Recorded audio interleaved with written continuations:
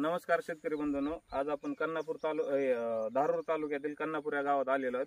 तर प्रोराइज शेड्यूल अंतर्गत फर्टिज India private लिमिटेडच्या आपण ज्ञानेश्वर देशमुख यांच्या प्लॉटवर आले होते. यांनी आपलं पूर्ण प्रोराइज शेड्यूल वापरलेलं आहे. तर ते वापरून त्यांना काय रिझल्ट आले किंवा पाणी सुरुवातीच्या दिवसात जास्त झालेलं होतं, त्यासाठी त्यांनी काय केलं आणि कुठल्या स्टेजला कोणता ग्रेड वापरलेला ते त्यांना विचारतो. नमस्कार दादा. नमस्कार. तुम्ही सुरुवातीला कुठला आपला 11 चौरीची साखर हा ग्रेड वापरला, त्यानं तुम्हाला काय रिझल्ट आला आणि सेटिंग मध्ये काय वापरलं आणि तुम्हाला पाण्याचं सुरुवातीला पाणी जास्त झालेलं होतं, तर त्यासाठी तुम्ही काय करून आपल्या जमिनीतली वापसा कंडिशन मेंटेन ठेवण्यासाठी काय केलं हे आमच्या थोडं शेतकरी बंधूंना सांगा. नमस्कार, माझं नाव ज्ञानेश्वर धनराज देशमुख, राहणार कन्नापूर, तालुका धारूर, जिल्हा बीड.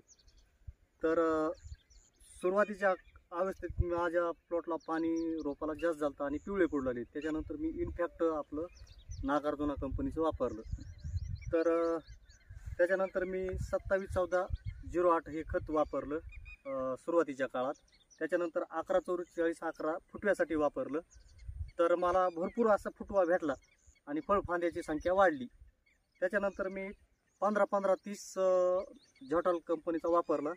तर त्याच्यानंतर मला असं जाणवलं की कळीचं रूपांतर फळात झालं आणि आपलं बघू शकतात आपली सेटिंग कशी प्रमाणात आहे.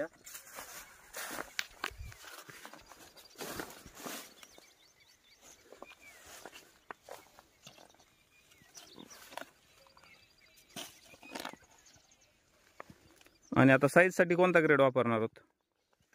साईज साठी आपला आता आपण 2 ग्रेड वापरणार आहेत, 16-8-32. त्याच्यानंतर आपण वापरणार आता 16-32, त्याच्यानंतर 80-44. तर बाकीच्या शेतकऱ्यांना तुम्ही काय सांगसाल?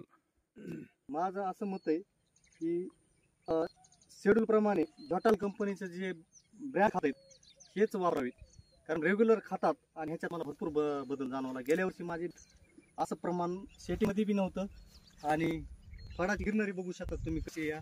आज 50-60 दिवस झालेले. धन्यवाद.